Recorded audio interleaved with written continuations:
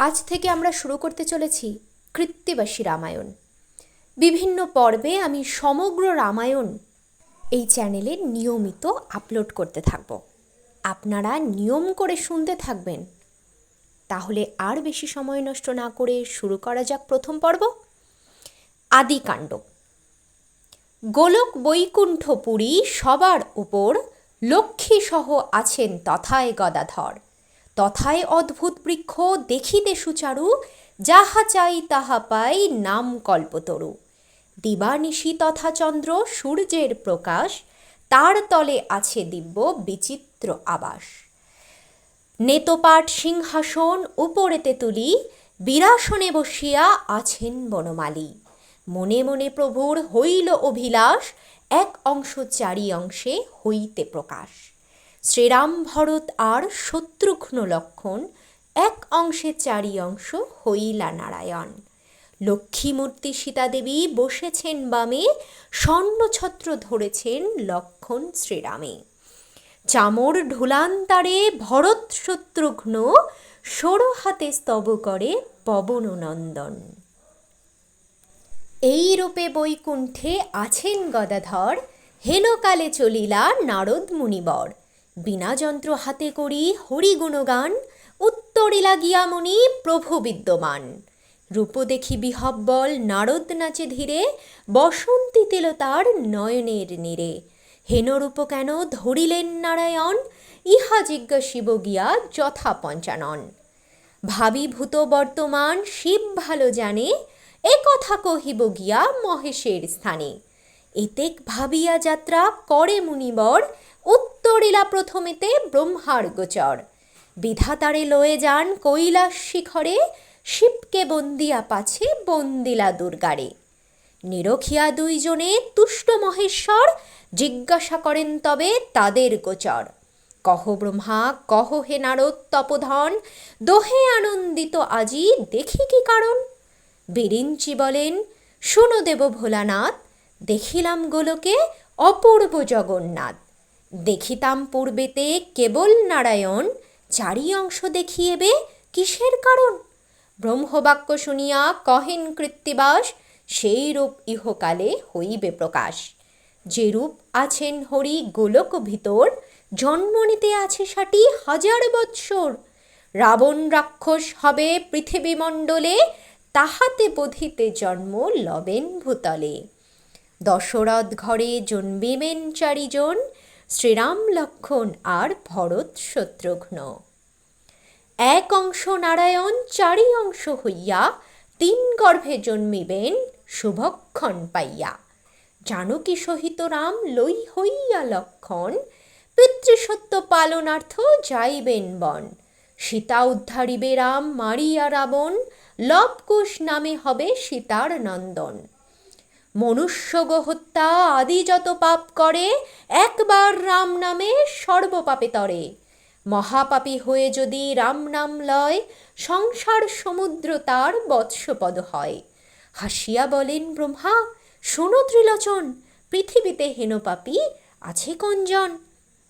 ধৈর্যটি বলেন মম বাক্যে দেহ মন, মধ্যপথে মহাপাপী আছে একজন।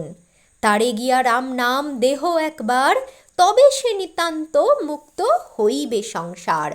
বিধাতা নারদ মুনি ভাবে দুইজন, পৃথিবীতে মহাপাপী আছে সে কেমন। চাবন মুনির পুত্র নাম রত্নাকর, দস্যুবৃত্তি করে সেই বনের ভিতর। বিরিঞ্চি নারদ দোহে সন্ন্যাসী হইয়া, রত্নাকর কাছে দোহে মিলিল আসিয়া। বিধাতার মায়া হইল রত্নাকর প্রতি, সেই দিনে সেই পথে কারো নাহি গতি। উচ্চ বৃক্ষে চড়িয়া সে চতুর্দিকে চায়, ব্রহ্মা নারদের পথে দেখিবারে পায়। ভাবে মনে রত্নাকর লুকাইয়া বনে, সন্ন্যাসী মারিয়া বস্ত্র লইব এক্ষণে। বিধাতা নারদ দোহে যান সেই পথে, লোহার মুখ ধর তোলে ব্রহ্মারে বধিতে। ব্রহ্মার মায়াতে তার মুদ্গর না চলে, মায়ার মুদ্গর বদ্ধ তার করতলে। না পারে মারিতে তবে ভাবে মনে মন, ব্রহ্মা জিজ্ঞাসেন বাপু তুমি কোনজন। রত্নাকর বলে তুমি নাচিনো আমারে, লইব তোমার বস্ত্র মারিয়া তোমারে। ব্রহ্মা বলে মোরে মারি পাবে কত ধন, করিয়াছ যত পাপ কহিব এখন। শত শত্রু মরিলে যতেক পাপ হয়, একগ বধিলে তত পাপের উদয়। 100 ধেনুবধ যেই জন করে, তত পাপ হয় যদি এক নারী মারে। 100 নারী হত্যা করে যেই জন, তত পাপ হয় এক মারিলে ব্রাহ্মণ। 100 ব্রহ্মবধে যত পাপোদয়, এক ব্রহ্মচারী বধে তত পাপ হয়। ব্রহ্মচারী মারিলে পাতক হয় রাশি, সংখ্যা নাই কত পাপ মারিলে সন্ন্যাসী। যেই পদ দিয়া গতি করেন সন্ন্যাসী, আরে দীর্ঘে 4 ক্রোশ সমবাণ বারাণসী। সে পাপ করিতে যদি থাকে তব মন, করহ এতেক পাপ কহিনু এখন। শুনিয়া কহিল দস্যু রত্নাকর হাসি, মারিয়াছি তোমা হেন কতেক সন্ন্যাসী। ব্রহ্মা বলিলেন যদি না ছাড়িবে মোরে, ভালো স্থল দেখিয়া হে বধহ আমারে। যথা কীট পতঙ্গাদি পিপীলিকা গন্ধে, লোভে না আইসে মৃত খাইতে আনন্দে।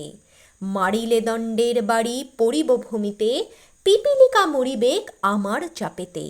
ব্রহ্মা বলিলেন পাপ করো কার লাগি, তোমার এ পাতকের কেহ আছে ভাগী। রত্নাকর বলে যত লয়ে যাই ধন, মাতা পিতা পত্নী আমি খাই 4 জন। যেবা কিছু বেচি কিনি 4 জনে খায়, আমার পাপের ভাগী 4 জনে হয়। শুনিয়া হাসিয়া ব্রহ্ম কহিলেন তবে, তোমার পাপের ভাগী তারা কেন হবে? করিয়াছ যত পাপ আপনার কায়, আপনি করিলে পাপ আপনার দায়। জিজ্ঞাসা করিয়া তুমি আইসো নিশ্চয়ই, তোমার পাপের ভাগী তারা যদি হয়। নিতান্ত আমারে বধ করো তবে তুমি, এই বৃক্ষতলেতে বসিয়া থাকি আমি। হরিশ বিষাদে দস্যু লাগিল কহিতে, বুঝিলাম এই যুক্তি কর পলাইতে। ব্রহ্মা বলে সত্য কহি না পালাবো আমি, মাতা পিতা পত্নী শুধাইয়া এসো তুমি।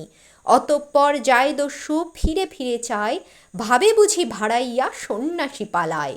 প্রথমে পিতার কাছে করে নিবেদন, আদিকাণ্ড গান কৃত্তিবাস বিচক্ষণ।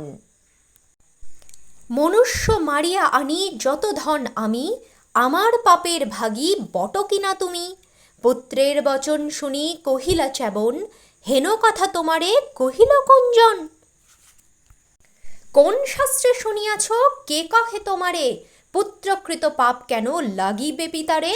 অজ্ঞান বালক তোরে কি কহিব কথা, কভু পিতা পুত্র হয় পুত্র হয় পিতা। যখন বালক ছিলে পিতা ছিনু আমি, এখন বালক আমি পিতা হইলা তুমি। যখন বালক ছিলে না ছিল যৌবন, বহু দুঃখ করি তোমা করেছি পালন। যত করিয়াছি পাপ আপনি সংসারে, সেসব পাপের ভাগ না লাগে তোমারে। এবে পিতা হইয়াছ পুত্রতুল্য আমি, কোন রূপে আমারে পুষিবে নিত্য তুমি? মনুষ্য মারিতে তোমা বলে কোনজন, তোমার পাপের ভাগী হব কি কারণ? শুনিয়া পাপের বাক্য হেট মাথা করে, কান্দিতে কান্দিতে কহে মায়ের গোচরে, সত্য করি আমারে গো করিবে জননী, আমার পাপের ভাগী নহে কি আপনি? জননী কহিল ক্রুদ্ধা হইয়া অপার, 1 দিবসের ধার কেশোধে আমার। 10 মাস গর্ভে ধরি পুষেছি তোমারে, তবকৃত পাপ পুত্র না লাগে আমারে। শুনিয়া মায়ের বাক্য হেট কইল মাথা, পত্নীর নিকটে গিয়া কহে সব কথা। জিজ্ঞাসি তোমারে প্রিয়ে সত্য করি কও, আমার পাপের ভাগী হও কি না হও? শুনিয়া স্বামীর বাক্য কহিছে রমণী, নিবেদন করি প্রভু শুনো গুণমরি। বিধাতা করিল মোরে অর্ধাঙ্গের ভারী, অন্য পাপ নিতে পারি এই পাপ নারী। যখন করিলা তুমি আমারে গ্রহণ, সর্বদা করিবে মম রক্ষণ পোষণ। আর যত পাপ পুণ্য ভাগ লাগে মোরে, পোষণার্থ পাপ ভাগ না লাগে আমারে। মনুষ্য মারিতে কেবা বলিল তোমায়, এইমাত্র জানি তুমি পালিবে আমায়। শুনিয়া ভার্যার কথা রত্নাকর ডরে, কেমনে তরিব আমি এ পাপ সাগরে? পাপেতে ডুবিনু আমি কি হইবে গতি, কান্দিতে লাগিল দস্যু ভাবিয়া দুষ্কৃতি। লোহার মুগদর তবে মাথায় মারিয়া পড়িল ভূমিতে এবে অচেতন হইয়া। উঠিয়া মুনির পুত্র ভাবিল অন্তরে, সেই মহাজন যদি মোরে কৃপা করে। ইহা ভাবি উভয়ের সন্নিধানে গিয়া কহিল ব্রহ্মার পায় দণ্ডবৎ হইয়া। একে একে জিজ্ঞাসিনু আমি সবাকারে, মম পাপ ভাগী কেহ নাহিক সংসারে। আপনি করিয়া কৃপা দিলা দিব্য জ্ঞান, এ সকল পাপে কিসে পাব পরিত্রাণ। কহিলেন পিতামহ মুনির কুমারে, তুমি স্নান করিয়া আইস সরোবরে। শুনিয়া চলিল তবে সরোবর পারে, তার দৃষ্টি মাত্র জল অন্তরিক্ষে উড়ে। শুষ্ক স্থলে মরে মিন মকর কুম্ভীর, কহিল ব্রহ্মার কাছে না পাইয়া নীর। ছিল যে অগাধ জল এই সরোবরে, মম দৃষ্টি মাত্র জল হইল অন্তরে। শুনিয়া কহেন ব্রহ্মা সঙ্গী তপবনে, হইয়াছে পুণ্য পাপ তরিবে কামনে। কমণ্ডলু জল ছিল দিলেন মাথায়, মহামন্ত্র মুড়ি তারে কহিবারে যায়। নিকটে আসিয়া ব্রহ্মা কহে তার কানে, একবার রাম নাম বলরে বদনে। পাপে জড় জিহ্বা রাম বলিতে না পারে, কহিল আমার মুখে ও কথা না স্ফুরে। শুনিয়া ব্রহ্মার বড় চিন্তা হইল মনে, উচ্চারিবে রাম নাম এ মুখে কেমনে।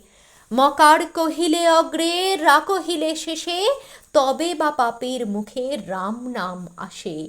ব্রহ্মা বলিলেন তারে উপায় চিন্তিয়া, মনুষ্য মরিলে বাপু ডাক কি বলিয়া। শুনিয়া ব্রহ্মার কথা বলে রত্নাকর, মৃত মানুষের মরা বলে সব নর। মরা নয় মরা বলি জপ বিশ্রাম, তবে মুখে তখনই সরিবে রাম নাম। শুষ্ক কাষ্ঠ দেখিলেন বৃক্ষের উপরে, অঙ্গুলি ঠাড়িয়া ব্রহ্মা দেখেন তাহারে। বহুক্ষণে রত্নাকর করি অনুমান, বলিল অনেক কষ্টে মরা কাষ্ঠ খান। মরা মরা বলিতে আইল রাম নাম, পাইল সকল পাপে দস্যু পরিত্রাণ। তুলারাশি যেমন অগ্নিতে ভস্য হয়, একবার রাম নামে সর্বপাপ ক্ষয়। নামের মহিমা দেখি ব্রহ্মার তরাস, আদিকাণ্ড গাইল পণ্ডিত কৃত্তিবাস। আজ এ পর্যন্তই সমাপ্ত। আপনাদের কেমন লাগলো দস্যু রত্নাকরের রাম নাম শুনে পবিত্র হবার গল্প? আর কমেন্টে জানাতে ভুলবেন না আপনাদের রত্নাকরের স্ত্রী, পুত্র, মায়ের কাছ থেকে শোনা কথাগুলোর ভিত্তিতে আপনাদের মনের প্রতিক্রিয়াটা কি, অবশ্যই কমেন্টে জানাবেন। আজ তবে আসি, জয় শ্রীরাম। খুব শিগগিরই আসি পরের পর্ব নিয়ে, অপেক্ষায় থাকবেন।